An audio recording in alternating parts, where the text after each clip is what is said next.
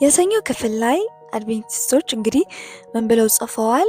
ስለ ቆሮንቶስ ሰዎች የኢንተሌክቹዋል ካፓሲቲ እያወሩ መጥተው ከዛ ምን ብለዋል? የእንግሊዝኛውን የሰንበት ትምህርት ነው የምጠቀመው እና ምን ይላሉ? Directing attention to their unwillingness to consider the truth of the gospel. As a result, Paul also had to confront immoral behavior ይሉና ከዛ and even a rebellion against God ብለው ጽፈዋል። የዚህ ጽሑፍ ዋና ችግር ምንድነው? ኃጢአትንና መስቀሉን አለመቀበል፣ ለመረዳት ካለመፈለግ ወይም እነሱ ምን ብለው ዲስክራይብ አድርገውታል? unwillingness to consider ብለው ተናግረዋል። ለመረዳት ካለመፈለግ በማለት ወይም ከእውቀት ማነስ ጋር ብቻ ያገናኙታል። ይህ ስህተት ነው። ኃጢአት ግን የባህሪ መበላሸትና የልብ ደንዳና መሆን እንጂ የሐሳብ አለመግባባት ብቻ አይደለም። እና መጽሐፍ ቅዱስ ምን ይላል? ዮሐንስ ምዕራፍ 3 ቁጥር 19 ላይ ብርሃንም ወደ ዓለም ስለመጣ ሰዎችም ስራቸው ክፉ ነበርና ከብርሃን ይልቅ ጨለማን ስለወደዱ ፍርዱ ይህ ነው ይላል። እና ይህንን በአድቬንቲስት የተጻፈውን ኑፋቄ በደንብ አውሩበት። ወደ ማክሰኞ ክፍል እንሂድ። እንግዲህ አጭርና ግልጽ አድርጌ ነው እያቀረብኩላችሁ ያለሁት።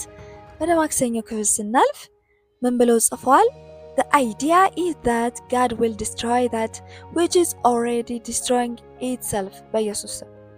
While destruction is self-caused, salvation can only be granted a gift of grace to sinners ብለዋል።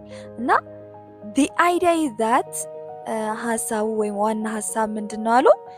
God will destroy ምንን ያጠፋል እግዚአብሔር? That which is already destroying itself በኢየሱስ ስም።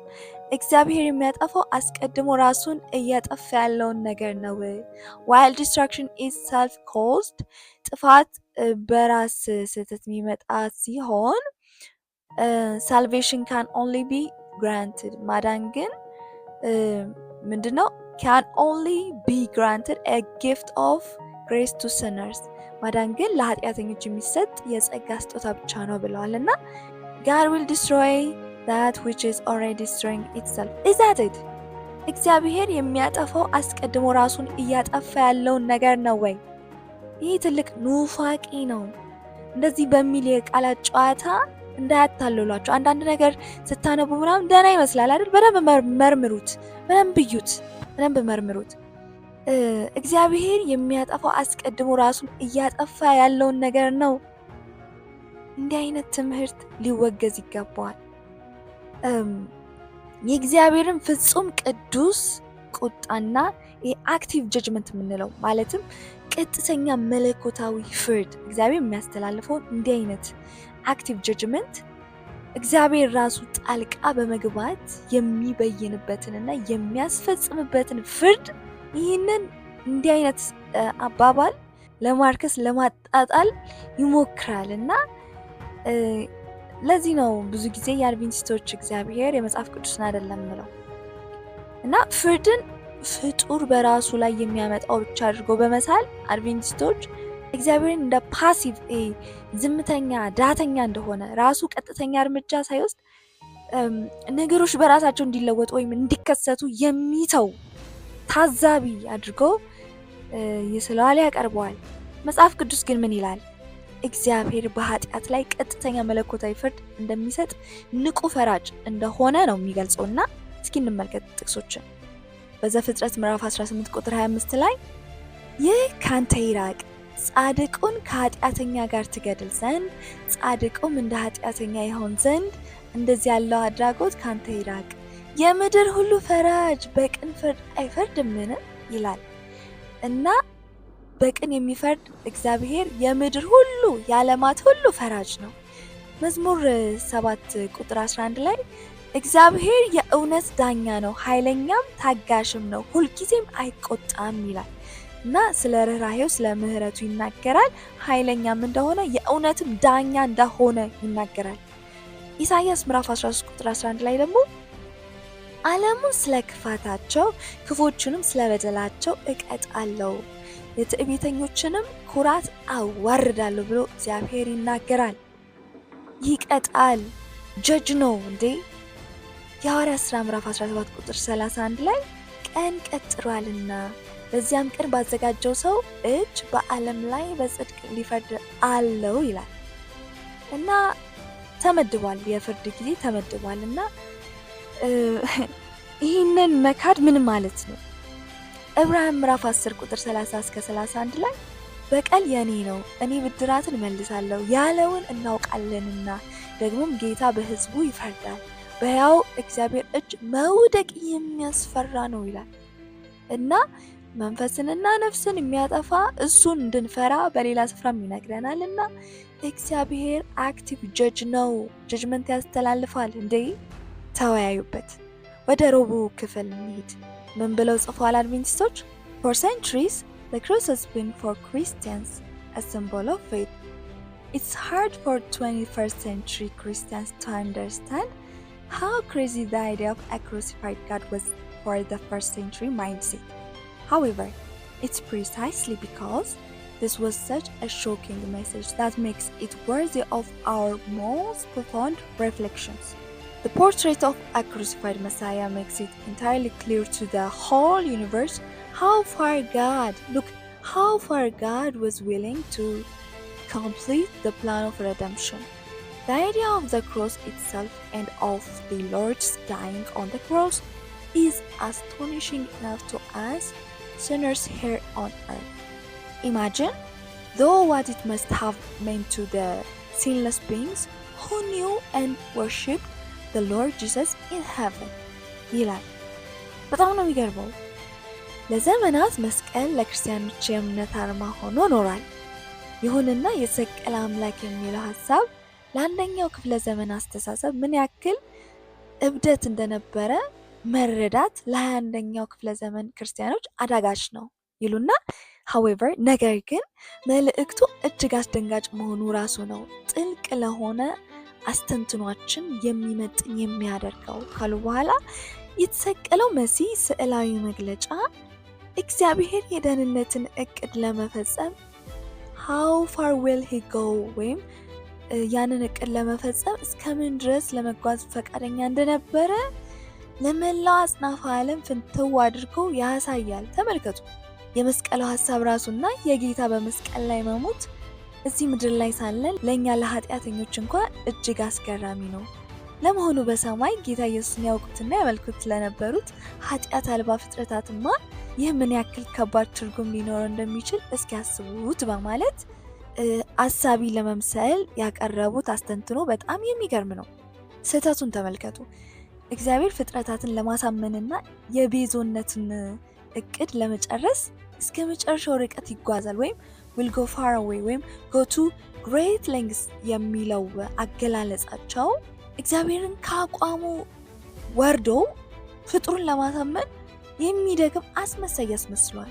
በኢየሱስ ስም በጣም ነው የሚዘገንነው። መጽሐፍ ቅዱስ ግን ምን ይላል? እግዚአብሔር ያው አይለወጥም። እንግዲህ ቅዱሳት መጽሐፍት እንደሚናገሩ አይለወጥም፣ ክብሩንም ደግሞ ለሌላ አይሰጥም፣ በፍጡራን ፊት አቋሙን አያላላም። እግዚአብሔር ምስቲል የፍትህ አምላክ ነው፣ የርኅራኄም አምላክ ነው። ፍትህን ግን ሲያስፈጽም ምንድን ነው?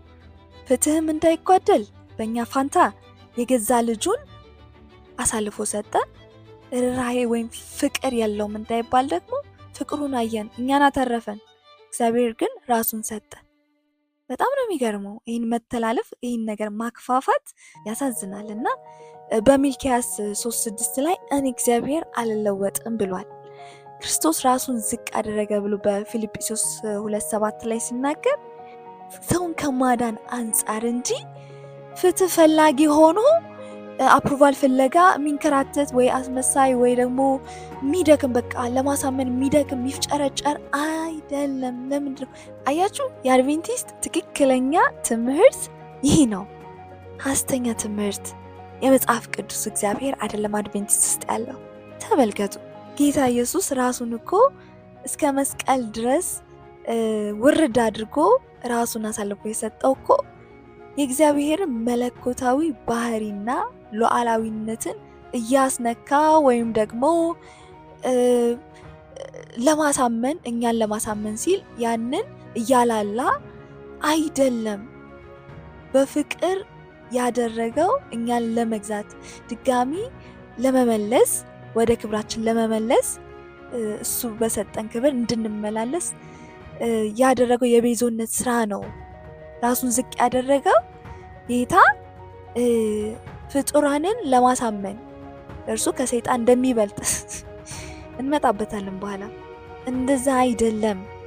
የአድቬንቲስት ተቋም The Message of the Cross በሚለው በዚህ በ2026 ዓመተ ምህረት የሶስተኛ ሩብ ዓመት ትምህርቷና በጥቅሉ በቃ The Great Controversy በሚለው መሰረተ እምነቷ ላይ እሱን ነው አምጥታ እንግዲህ እያስተማረች ለማስተማር ለማስረጽ እየሞከረች ያለችው እና የሀሳብ ጥልቅ የሆኑ ስነ መለኮታዊ ስህተቶችና መጽሐፍ ቅዱሳዊ ግጭቶች የሚያስነሱ እንደዚያ ያሉበት ትምህርት ነው። ዘግናኝ ትምህርት ነው እና ይህ ትምህርት እግዚአብሔርን በአጽናፈ ዓለም ፊት በፈተና ላይ እንዳለ ተከሳሽ አድርጎ የሚያቀርብ ሲሆን የመስቀሉን ዋና ዓላማ ከሰዎች ኃጢአት የማስተስሪያ ከዛ ወደ ኮዝሚክ በቃ ዴሞንስትሬሽን ማሳያ ወደ ሆነ ይለውጠዋል።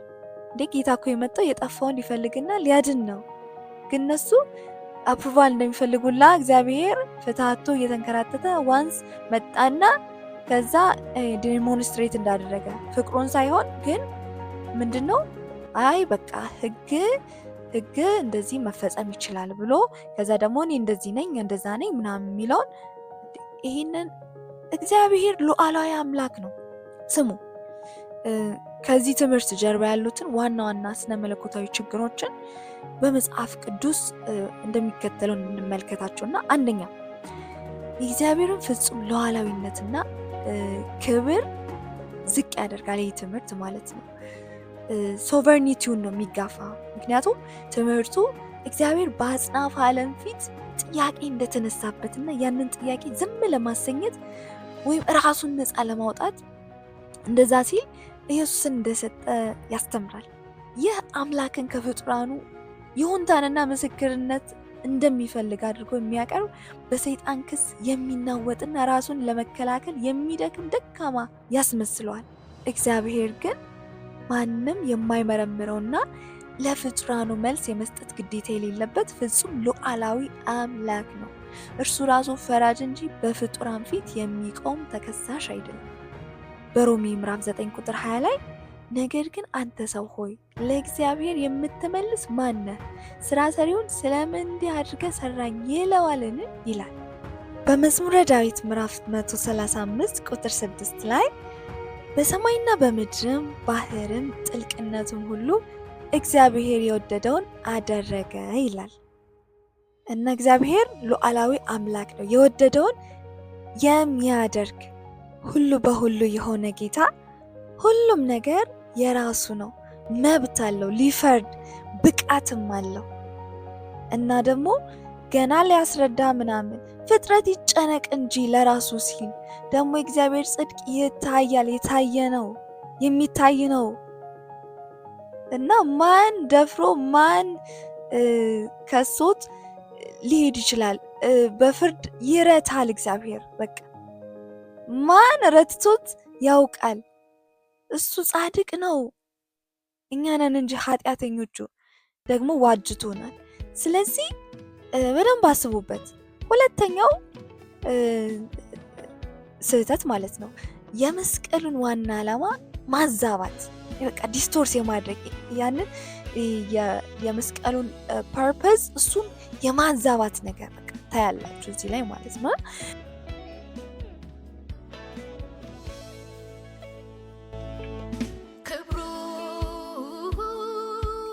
ክብሩን እንደተጠማው አልቀርም